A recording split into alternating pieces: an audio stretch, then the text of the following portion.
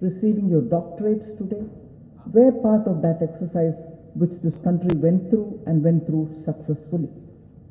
I would certainly like to cover at a later part of my speech about how a democratically parliamentary based with an elected government country with people's participation could face the multi-pronged challenge of addressing COVID. To find a vaccine, to find the PPE kits, to supply the oxygen generating equipments, find the right kind of medicines, also give the psychological and psychiatric help which was so required. All that happened in India. And even during the phase of lockdown, scientists were working on getting a vaccine ready, and which actually just gave us our own vaccine without having to pay royalty to somebody else. Of course, there was also royalty obtained, the vaccine which was brought into this country, with which we were able to have not one, not two, about 4 vaccines within that period. And as a result, as different from what is happening today in China, I'm saying it not as if I'm boasting about us, and I'm not saying it as though, look at them, they're suffering. Not at all. Medical education, medical services, people and their health and preventive care, all of which benefit from learning from one another. And therefore, I'm taking at this instance what is developing in various different parts of the world, where in spite of the vaccines that they had, and at one point in time they were given even approvals by the WHO much earlier than we could get our approvals. If I'm right with the date, even by May, June, the Chinese vaccines had obtained their approvals from the WHO, whereas ours, which went through repeated trials and tests and also so many different scrutiny of compliance, obtained the WHO approval only in November. But by which time, because in India, our own regulatory authorities had given the permission, Government of India together with the state governments executed the vaccination in a rapid pace, that by the time Omicron attacked us, that version of COVID, we were almost prepared to face it, and there were very few mortalities at the end. That was in November, December 2021. So that is the kind of preparedness a democratically elected India, state and center put together, and the scientifically readied institutions in India, in spite of a very strong, robust democracy, people's voice, concerns, could stand up to face the challenge because of the center state working together. And that is something which has to be studied further, particularly those in the medical field, that which has to be documented further, to say what has been the contribution of doctors and medical students, nurses, paramedics, everyone. The institutions which are in state levels, institutions which are national level, all of them have worked together. And that is why today, when we see a surge yet again in China or somewhat in Japan and Korea as well, India is in a better position. And now, even yesterday we heard that there is a nasal vaccine also which has now been authorized, which doesn't really need a syringe, and therefore you don't need to search for more paramedics or nurses to help in serving the vaccine. With the proper guidance, it can be self-given. So India and its progress in terms of the vaccination itself is a story which I think is worthy of repeating in every medical university convocation, because it's an achievement of all doctors and students and nurses and paramedics. It is the achievement of this medical fraternity. It is the achievement of all those who are already into the scheme of things, And that is why I say that the oaths that you take, whether it is the Hippocratical oath or the Charaka Samhita oath, ultimately all of them say the same thing. So if there are reservations for some people saying, how could you come and tell us in an allopathic medical center about oaths which are taken under different streams, I want to highlight that the oath that is taken by any medical fraternity under any stream of medicine eventually draws on the spirit of what today we speak about as scientific social responsibility. You are aware that Government of India in 2022, I think on 13th May, if I am right with the date, the National Technology Day, issued the guidelines for what is called a scientific social responsibility. So in all these aspects, whether it is a scientific social responsibility, it is your Hippocratic oath, or it is the Sushruta Samhita, all of them give the same philosophy, even as you take it. And I just want to draw both these quotes so that we are well informed of what is India today. The Charaka Samhita gives a detailed oath of initiation for every doctor in those days. Honorable Vice Chancellor also referred to Charaka, who was a surgeon, and he also knew on what is today, if I'm expressing it right, rhinotherapy, using of certain techniques to do some surgery on your nose. So these are things which Charaka was famous for. So that Samhita, that compilation that he wrote, had given an oath of initiation. It is something similar to what we say a sankalpa or a dedication or an oath that you take while entering one's profession. So the passage of this oath of initiation says, and I quote, day and night,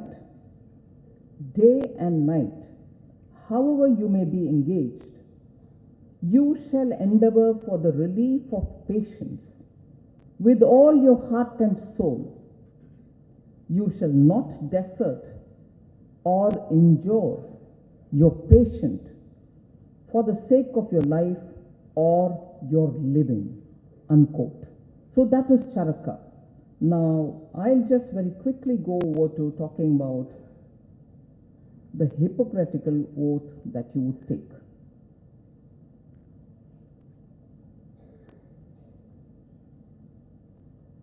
Actually, the Hippocratical oath is a commitment to uphold the highest of ethical standards in the practice of medicine, including the principles of non-malfeasance and actually the principle of beneficence. So non-malfeasance is to do no harm. Compare it with what I read about Charaka. So the principle of non-malfeasance is to do no harm. Beneficence, which is to do good. And the respect that you have to give for patient autonomy. Patient's autonomy is a critical point of the Hippocratical oath. So it also includes a commitment to the respect of patient information confidentiality, and also to continue learning and improving one's skills. So one of the Hippocratical oaths, which is always important to remember, is, and I quote, I will remember that I remain a member of the society. I will remember to remain. I will remember that I remain a member of the society with special obligations to all my fellow human beings, those sound of mind and body, and as well as those who are infirm. So just see and compare for yourself. Charaka, who lived several millennia ago, and Hippocratic oath, which has come in, at least in this medical premises, I would think, from 1836, just when medical education was brought into Chennai, then Madras. So eventually, whichever stream of medicine that you're talking about, today we are talking about wellness, preventive healthcare, all of which are coming through Ayush. And Ayush, as it is an acronym. You're talking of Ayurveda, Unani, Siddha, Tibetan medicine. Everywhere, ultimately, you're aiming at serving the people. Serving the people without hesitation, with benevolence, making sure that you are available at all time and not to hurt the patient. So there's no difference between any stream of medicine that you're talking about, which is not what is taught here. You're taught allopathy, but today, with the government support, all kinds of medicines are, every stream is given its own special place. And that is why, because I'm standing in Tamil Nadu, the role of Siddha during COVID cannot be forgotten. And I do remember very clearly that what was known as Kaba, Jora, Kudinir, Kapha, Jwara, Kudinir is a drinking water. That became a magic potion, not just for people affected in COVID in Tamil Nadu, but Government of India also brought sachets of Kavajura Kudinir and distributed it all over the country. And to a large extent, it had a very impactful outcome on patients who were on the verge of COVID or who felt that they may get exposed. And therefore, Siddha together with allopathy, in a way, because we are not talking of integration of the two. Even as you're doing it separately, both had their own impact.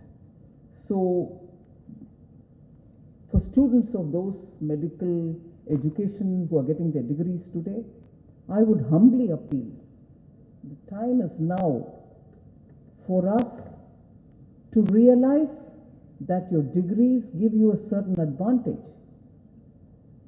But the traditional medicine of today, which we have over the centuries, millennia, have a very big role to play, and that is why today the wellness centers which are established at the taluk level have all gained a lot of acceptance from the people.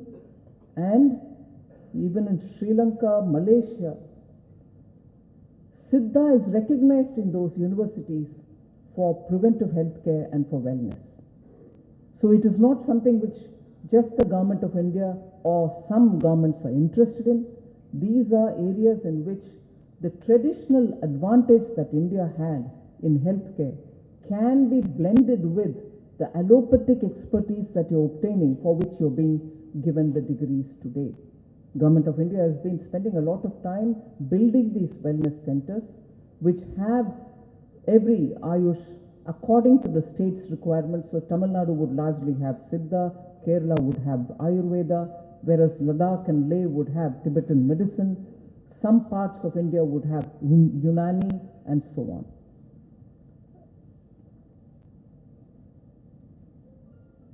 At this time, it's also important for us to realize India is recognized as the pharmacy of the world. We produce medicines which are so sought after by most countries of the world for two reasons. Because of the expertise with which it is made, the global standards with which they are manufactured, and above all, the economy of the medicine itself. India is known for frugal innovations, and in pharmacy sector we have shown that generic medicines which are produced in India are cost effective and therefore are affordable by all countries which are even categorized as low-income country. I just want to share it with you that today India exports drugs and pharmaceutical products worth $24.6 billion US. And Indian pharma industry witnessed an exponential growth of 103% during 2014 and 2022. We have grown from $11.6 billion US to $24.6 billion US. And India supplies 50%, approximately 50% of all Africa's requirement for generic medicine. Similarly, approximately 40% of all United States of America's generic medicine, and approximately 25% of medicines, of all medicines, not just generic, 25% of all medicines in the UK. So you can see what is happening from India in terms of being the pharmacy for the world, and there is greater potential. India supplies a significant portion of the world's generic drugs, which I said a minute ago. Approximately 60% of all global vaccine demand is met by India. 60%. Any vaccine anywhere, you just take it, you will find there is a presence of India, and particularly we are the leading suppliers of DPT, BCG and measles vaccines. We are the leading suppliers, and 70% of all the World Health Organization vaccine requirements, which they procure for the essential immunization scheme from all over the world, is procured from India. 70% of World Health Organization's vaccine requirement is from India. And similarly, I would want to highlight how India has become a hub of medical tourism. So all of you all are entering a field which, whether it is pharmaceutical requirement, whether it is vaccine, or whether it is people coming for treatment, allopathic treatment, India is the hub, and therefore you are trained, qualified and certified in India by teachers who are doing an excellent job, and you are getting into that market which has the biggest potential for medical tourism as well. Very quickly I'll share this. Honorable Prime Minister had said this, and I'd like to quote this so that you can mull over it. And I quote, "In the coming years, I envision India as the go-to destination for quality and affordable care, medical care, health care. India has everything needed to be a hub for medical tourism," unquote. Again, some statistics which should show you're going to be most sought after with the qualifications that you have, and the world is looking at you to serve them. So what is the size of the medical tourism that we have in India? It is estimated to be around $9 billion US, which makes India stand the 10th biggest global medical tourism hub. Can you imagine this? In the world, we are the 10th largest medical hub. How was that possible?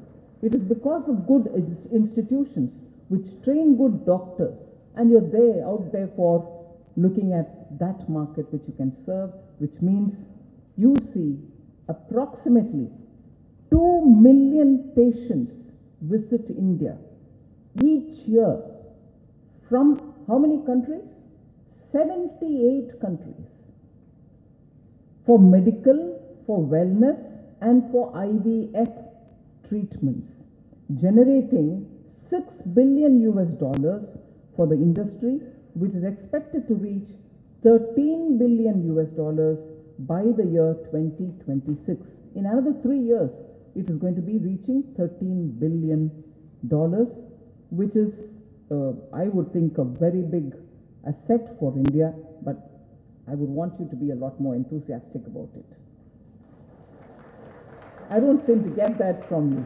It is about you. It is about your contribution. It is about this institution. It is about these teachers who are making you all the best in the world. That the entire world is looking at India for telemedicine, wanting to come here to get your services done. I wouldn't go into the bigger numbers of how India is becoming a research hub as well. But one thing is worth saying. The Global Center for Traditional Medicine, which is a WHO center, the first and the only center of its kind, is being established in India, and it is being established in Jamnagar, Gujarat, and it will strategically focus on evidence and learning, data and analytics, sustainability and equity, and innovation and technology, in order that you can optimize the contribution of traditional medicine and to, in a way, to global health and sustainable development. So the first global Ayush investment and innovation summit, so that we get more money towards people investing to build Siddha capabilities in India, Ayurveda capabilities in India, Tibetan medicine capabilities, Unani capabilities, was also held this year in 2022. So without all this, what I want to underline here is you're entering a sphere which is robust. You're entering a sphere where people are waiting for you to come on board to serve. You're also entering a field where today in tier 3 cities, tier 2 cities, not just metropolitan towns, all these medical tourists who are coming to Bengaluru, Chennai, Ahmedabad or Mumbai or Hyderabad. We should have that kind of access even in tier 2, tier 3 cities. So it is very important that we build on our capabilities. Of course, there are many more things which I would like to highlight, but I wouldn't take more of your time. Vice Chancellor quoted Thiruvalluvar. I am equally tempted to quote one more from Thiruvalluvar. It may not apply purely to medicine, but a doctor would certainly, a nurse certainly, and somebody else who helps in the hospital when the patient is admitted would certainly be rewarded because of this virtue about which Thiruvalluvar speaks. Kalathinal Seida Nandri Sirideninum Nyalathun Mana Peridu. So that little help a doctor does, a nurse does, or a patient's assistant does, a healthcare worker does, is a timely assistance. And that assistance is bigger than the entire earth, is what I would see that Kural telling us. And therefore, with that kind of a overall picture, I would want to highlight that you are coming into a domain which in India is the best place to be. It's the best place to be in because world is looking at India to serve it. I would only want you to do 2 or 3 things, and I'm saying this in front of the Honorable Minister for Health Education in India, in Tamil Nadu. 2 or 3 things which I would like to draw your attention. There is definitely a need for strengthening medical education. We need medical education to be well-grounded, and I would think that can be greatly achieved if medical education can be taught in Tamil. தமிழ்ல மருத்துவத் துறையில இருக்கக்கூடிய ஒவ்வொரு கல்வியும் தமிழை ஆதாரமாக வைத்து கல்வி வழங்கப்பட்டதென்றால் இங்கிருந்து தேர்ச்சி பெற்று வரக்கூடிய மாணவர்கள் அனைவரும் இன்னும் பலமாக அவங்களுடைய கல்வியின் திறமையை எடுத்து வெளிக்காட்டுறதுக்கான வாய்ப்பு இருக்கும். தமிழை நேசிக்கும் தமிழ் மக்கள் இருக்கக்கூடிய தமிழ்நாட்டில் மருத்துவ கல்வி தமிழில் இருக்க வேண்டும். மருத்துவ கல்வினா ஒரு டாக்டர் மாத்திரம் இல்லை, நர்ஸாக இருந்தாலும் டென்டிஸ்டாக இருந்தாலும் மருத்துவ கல்வியுடன் தொடர்புள்ள எல்லா கல்விகளும் தமிழில் இருந்தால் நமக்கும் நல்லது, நம்மளுக்கு இன்னும் அதில் ரிசர்ச் பண்ணுறதுக்கான வாய்ப்பும் கிடைக்கும். அதனால் இங்கிலீஷ் ஒதுக்கி வைங்கன்னு நான் சொல்லலை. தாய்மொழியில் பலம் இருந்தால் ஆட்டோமேட்டிக்காக இன்னும் எத்தனை மொழி வேணாலும் நம்ம கற்றுக்கலாம். நான் இங்கே படித்தவ தான், இங்கேயே படித்து வளர்ந்தவ தான். நான் தைரியமாக சொல்கிறேன், தமிழில் இருக்கக்கூடிய பற்று இந்த விதமாக மாறினா நம்ம எல்லாருக்கும் நல்லது. அதனால் ரிசர்ச்சுக்கும் உயர்கல்விக்கும் கூட நம்மளுடைய அண்டர்ஸ்டாண்டிங், புரிதல் இன்னும் நல்ல ஆழமாக இருந்துச்சுன்னா நம்ம இன்னும் முன்னேறதுக்கான வாய்ப்பும் இருக்கும். அதனால் நான் ரொம்பவே தாழ்மையுடன் தமிழ்நாட்டில் நின்று, இதுக்கு எதிர்ப்பு இருக்கும் நான் எதிர்பார்க்கல, தமிழ்நாட்டில் நின்று இதை சொல்கிறேன். அதுவும் தமிழ்நாட்டில் மருத்துவத்துறைக்கு அமைச்சராக இருக்கக்கூடிய அமைச்சர் முன்னாடி நான் சொல்கிறேன், தமிழ்நாட்டில் மெடிக்கல் எஜுகேஷனை தமிழில் நடத்தினா டெஃபினட்டாக அதுலேருந்து நம்மளுக்கு எல்லாருக்கும் நல்லது நடக்கும். ஒன்று. ரெண்டாவது, மெடிக்கல் எஜுகேஷன் ப்ளஸ் உயர்கல்வியில் கூட பல விதத்தில் இந்த நாட்டுக்கு நம் நாட்டுக்கு நம் மக்களுக்கு நம்ம சேவை பண்ணணுன்றது எப்பொழுதும் அடிப்படையாக இருக்கணும். அதனால தான் சயின்டிஃபிக் சோஷியல் ரெஸ்பான்சிபிலிட்டியை பற்றி எடுத்து சொன்னேன் உங்களுக்கு. அதை பற்றி கவர்மெண்ட் ஆஃப் இந்தியா ஒரு பாலிசியை எடுத்துகிட்டு வந்திருக்கோம். அது வாலண்டரியாக செய்ய வேண்டியதான், யாரும் மேலேயும் கம்பல்ஷன் இல்லை. ஆனால் அது பல விதத்தில் செய்யலாம். அதுக்குன்னு ஒரு பெரிய நான் செலவு பண்ணி ஹாஸ்பிட்டல் நடத்தணுமா அப்படின்றது இல்லை. நம்மளால முடிஞ்ச வரைக்கும் நம்ம நாட்டில் இருக்கக்கூடிய திறமையை எடுத்து சொல்கிற அளவுக்கு 4 இடத்துல போய் பேசணும். என்னெல்லாம் வசதிகள் இருக்குது, மத்திய மாநில அரசு எல்லாரும் செய்யக்கூடிய பெரிய பெரிய உதவிகள், எங்கெங்கே ஹாஸ்பிட்டல் கட்டுறாங்க, எந்தெந்த இடத்துல நம்ம இந்த மாதிரி வெல்னஸ் சென்டர்ஸ் வைக்கிறோம், எந்த இடத்துல ஹாஸ்பிட்டல்ஸில் என்ன வசதி இருக்குது, அந்த வசதியினால் எவ்வளோ தூரம் நம்ம முன்னேற முடியுன்றதையும் எடுத்து மக்களுக்கு எடுத்து உரைக்க வேண்டிய பொறுப்பு. அதுதான் உங்கள் சயின்டிஃபிக் சோஷியல் ரெஸ்பான்சிபிலிட்டி. இப்போ கார்ப்பரேட் சோஷியல் ரெஸ்பான்சிபிலிட்டியை பற்றி பேசி அவங்க கம்பெனிக்காரங்க நம்மளுக்கு பணம் கொடுக்கறதில்ல, இங்கே தான் இருக்குது கம்பெனி, அவன் எங்கேயோ கொண்டு போய் செலவழிக்கிறான் அப்படின்னு நம்ம எத்தனையோ பேசுகிறோம். அதெல்லாம் அது சரிதான், பேச வேண்டியதுதான்.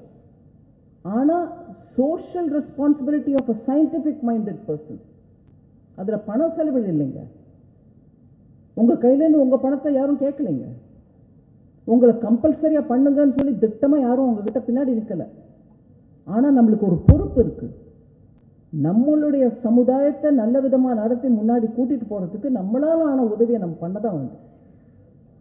இதில் ஒரு விஷயத்தை நான் சொல்ல விரும்புகிறேன். அங்கே தான் கார்ப்பரேட்டைசேஷன், கமர்ஷியலைசேஷன் ஆஃப் மெடிசன் எவ்வளோ தூரத்துக்கு உகந்ததுன்னு நம்ம யோசிக்கணும். பேண்டமிக் சமயத்தில் நாங்கள் ஒவ்வொரு மந்திரிகளும் மத்திய அரசில் ஒவ்வொரு ஸ்டேட்டோடையும் சில சமயம் மாவட்டங்களோட கூட பேசிகிட்டு இருந்தோம். எவ்வளோ பிபிஇ கிட் இருக்குது உங்ககிட்ட, வருதா மெடிசன்ஸ் வந்து சேருதா, மைக்ரண்ட் ஒர்க்கர்ஸ் எங்கேருந்து எங்கே போயிட்டுருக்காங்க, அவங்களுக்கு என்ன கொடுக்கணும், இப்படி டெய்லி ஃபோன் கால் மூலமாக நாங்கள் பேசிட்டு தான் இருக்கோம். அப்போது இதை நான் கொஞ்சம் மனசு விட்டு சொல்கிறேன், யாரும் வேறு விதமாக தப்பாக நடத்திக்க வேண்டாம்.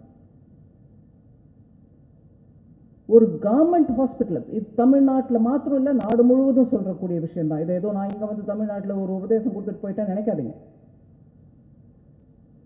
நார்மல் கவர்மெண்ட் ஹாஸ்பிட்டலில் கோவிட்க்கு வைத்தியம் கொடுத்ததுக்கு எவ்வளவு செலவாகும் அப்படின்னு நம்ம பார்த்தோம்னா, அங்கே இடம் இல்லாமல் இல்லை எப்படியா இருந்தாலும் ஹாஸ்பிட்டலில் அட்மிட் தான் பண்ணி ஆகணுன்ற நிலைமை வந்தவங்க ப்ரைவேட் ஹாஸ்பிட்டலுக்கு போனால், அங்கே இடம் இருந்து அவங்க கொடுத்தா கூட கவர்மெண்ட் ஹாஸ்பிட்டல் ரேட்டுக்கும் அதுக்கும் பன்மடங்கு வித்தியாசம். இதில் என்ன, நீங்கள் ஸ்பெஷல் வார்டு கேட்கல, ஸ்பெஷல் ரூம் கேட்கல, அடிஷ்னலாக ஏசி கொடுங்கன்னு சொல்லலை அப்படின்னு என்ன, நீ காரிடாரில் வச்சு வராண்டாவில் வச்சு எனக்கு ட்ரீட்மெண்ட் கொடுத்தா கூட போதும்ப்பா, எனக்கு ட்ரீட்மெண்ட் தேவை அப்படின்னு போன போது தனியார் ஹாஸ்பிட்டல்ஸில் சிலர், நான் எல்லாரையும் சொல்லலை, எல்லா தனியார் ஹாஸ்பிட்டலையும் சொல்லிட்டேன்னு நீங்கள் உடனே தப்பாக அபிப்பிராயம் எடுத்துக்க வேணாம். சில இடத்துல அந்த பேஷண்ட்டாலேயோ அந்த பேஷண்ட் குடும்பத்தாலேயோ கட்ட முடியாத அளவுக்கு பணம் கொடுக்க வேண்டிய போய் அவங்க இல்லைங்க எங்களால் முடியாது, எங்களை விட்டுருங்க, நாங்கள் போகிறோம் கவர்மெண்ட் ஹாஸ்பிட்டலுக்கு சொன்னால் கூட விடாமல் நீ வெய்ய பணத்தை அதுக்கப்புறம் உன்னை விடுறேன்னு அந்த உயிருக்கு ஆபத்து இருக்கக்கூடிய அந்த நிலைமையில கூட சில, நான் திருப்பி சொல்கிறேன், சில மருத்துவமனைகள் நடப்படவில்லை.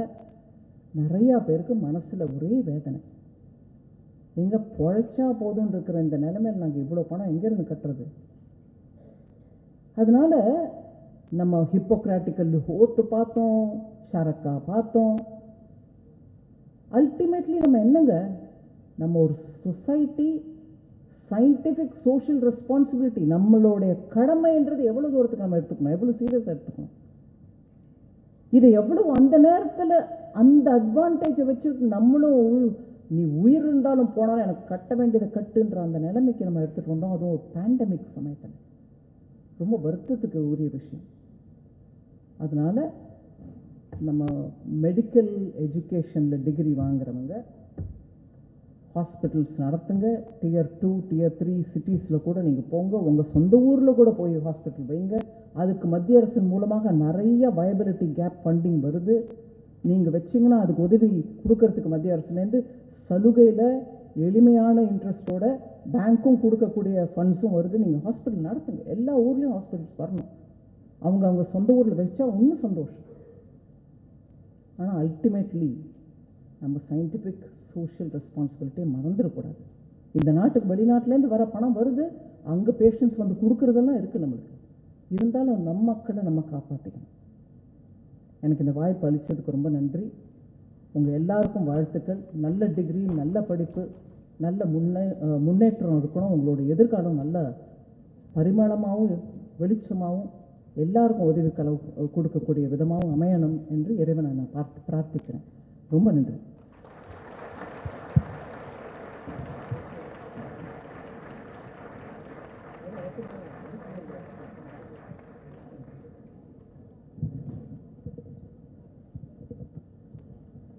Let the candidates be now presented.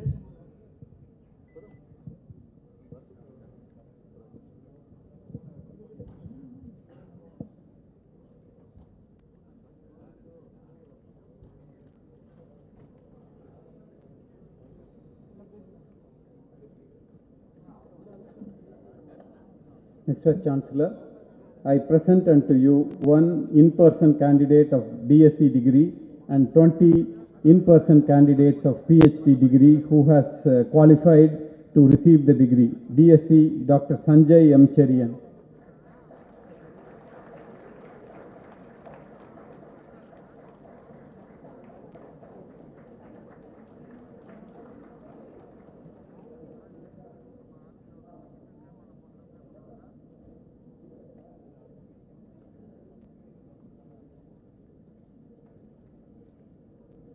PhD Dr. Joy Varghese S.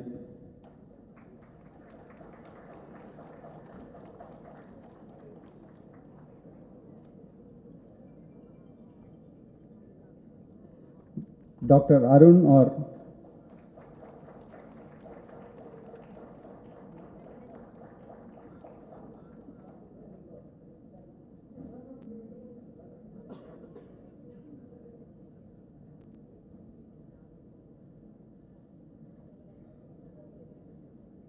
Dr. Sita Lakshmi K.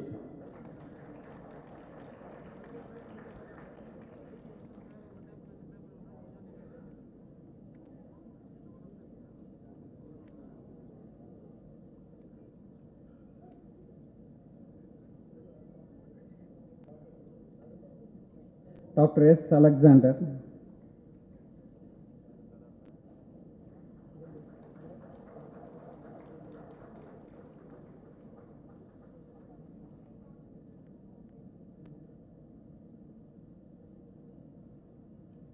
Dr. Pungudi K.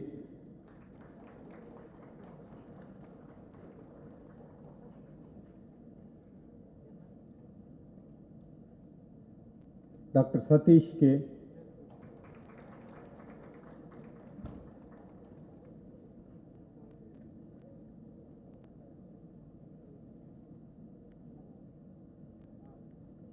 Dr. Ram Kumar K.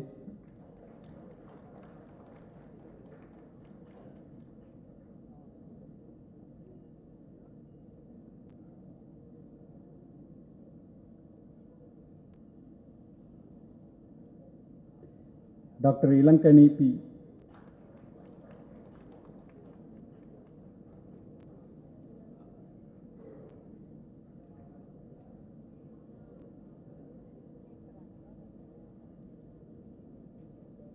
Dr. Nityamala I.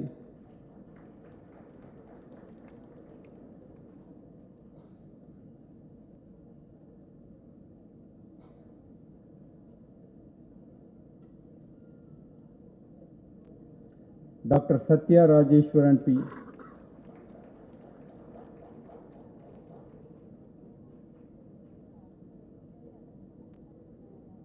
Dr. Natarajan S.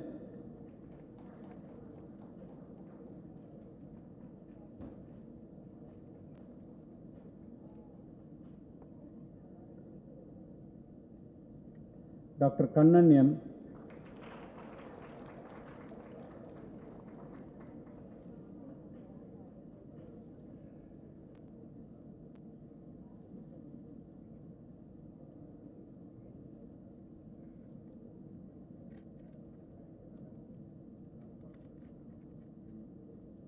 Srimati Divya Prabha MS.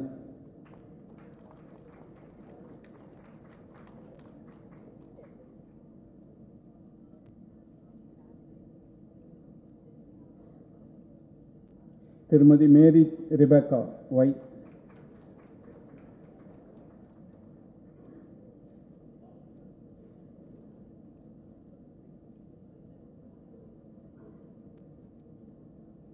Srimati Rajasundari M.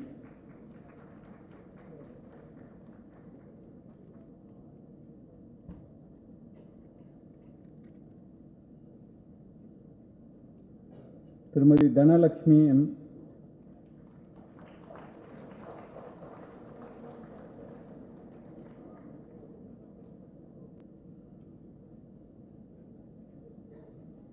Srimati Kumudaveni B.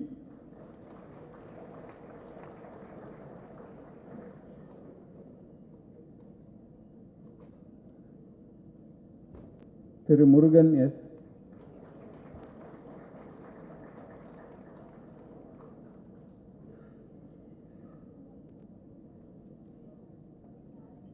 Srimati Sudha M.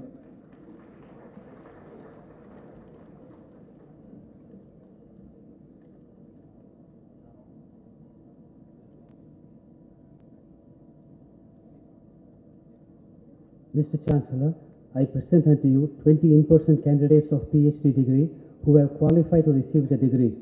Thiru Kamalakannan,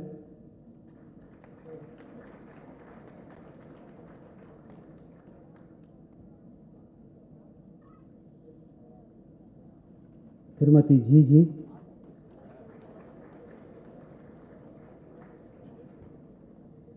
Thiru Prabhu,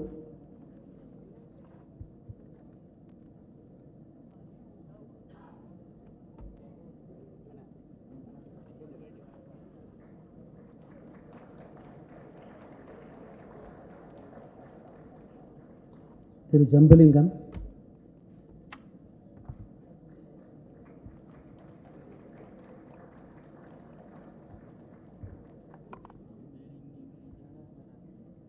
Thiru Muhammad Sheikh Arabat,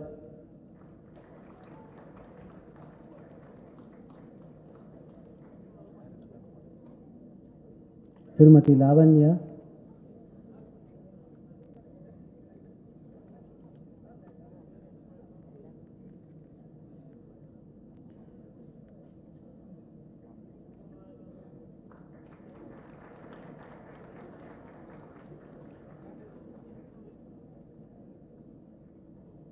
Srimati Stella Mary,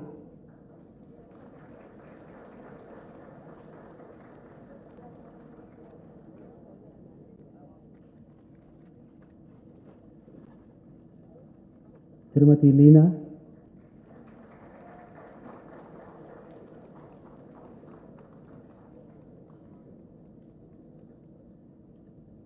Srimati Prabha,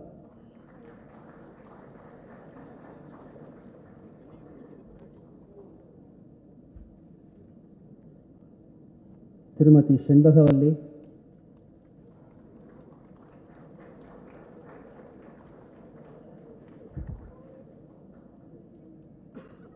Tirumati Kasturi,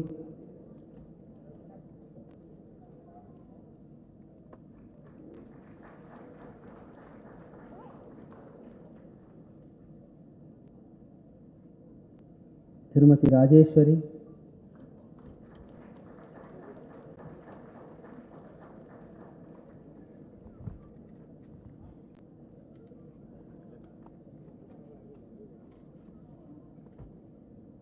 Tirumati Kavita,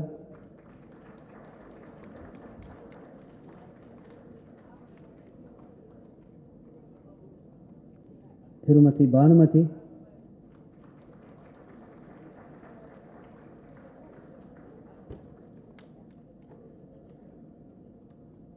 Thiru Jarin Kumar,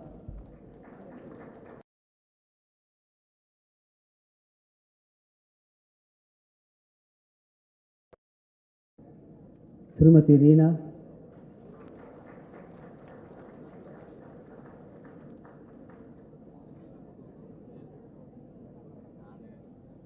Tirumati Suganti,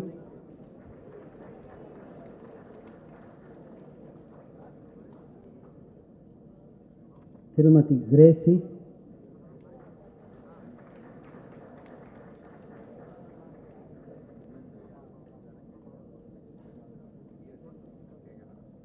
Tirumati Mary Anbarasi,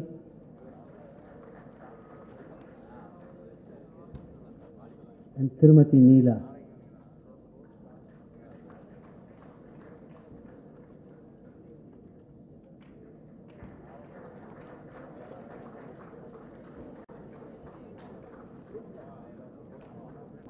Thank you, sir.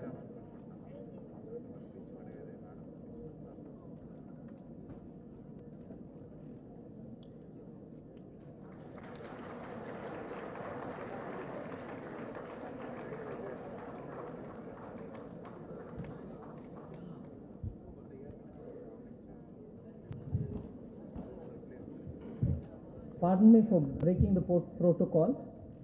I'm so pleased to introduce her. She herself tells me that her husband is a driver and he has encouraged her to do this and come out like this.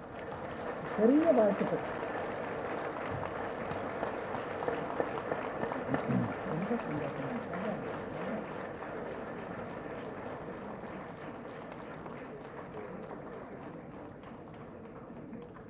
Mr.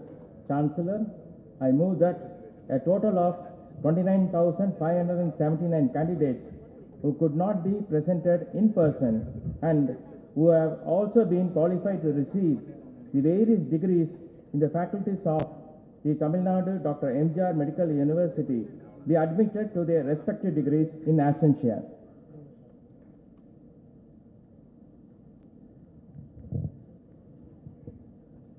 Let all the candidates stand up and take the pledge.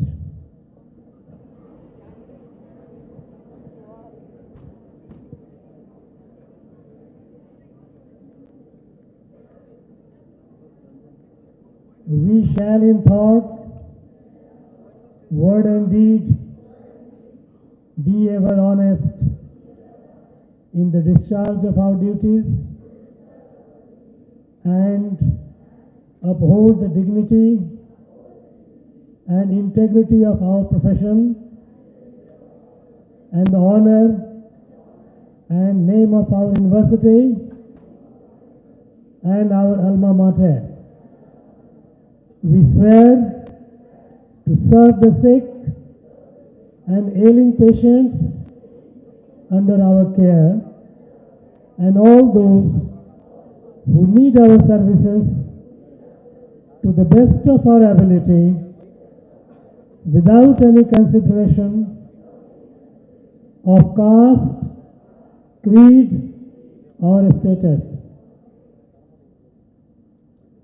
By virtue of authority vested in me as Chancellor, I admit those presented here and those presented in absentia for the degrees of the various faculties of the Tamil Nadu Dr. M.G.R. Medical University, for which they have been declared qualified in this university, and in token thereof, I authorize the admitted candidates to wear the robes ordained as the insignia of their qualifications. Let the candidates be seated.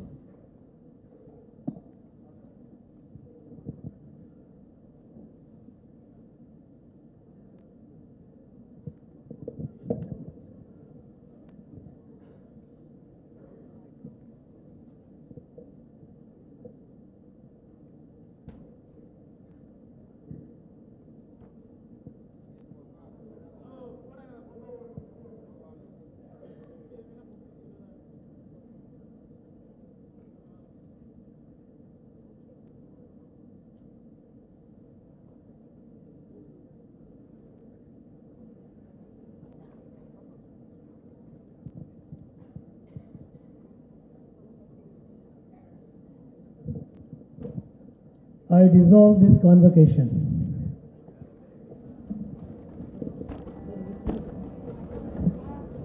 As a token of our gratitude and thanks to the Honorable Finance Minister, the Honorable Governor Chancellor and the Honorable Pro Chancellor, the Tamil Nadu Dr. MGR Medical University would like to present a small memento to all three of them.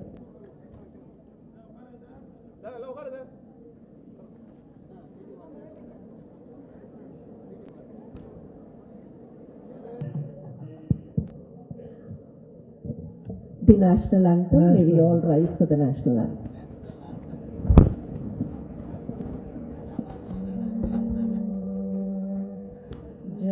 Jana Mana Adhinayaka Jaya He Bharata Bhagya Vidata Punjab Sindh Gujarat Maratha Dravida Utkala Vanga Vindhya Himachala Yamuna Ganga Uchchala Jaladi Taranga Tava Shubha Name Jage Tava Shubha Ashisha Mange Gahe Tava Jaya Gata Jana Gana Mangala Dayaka Jaya He Bharata Bhagya Vidata Jaya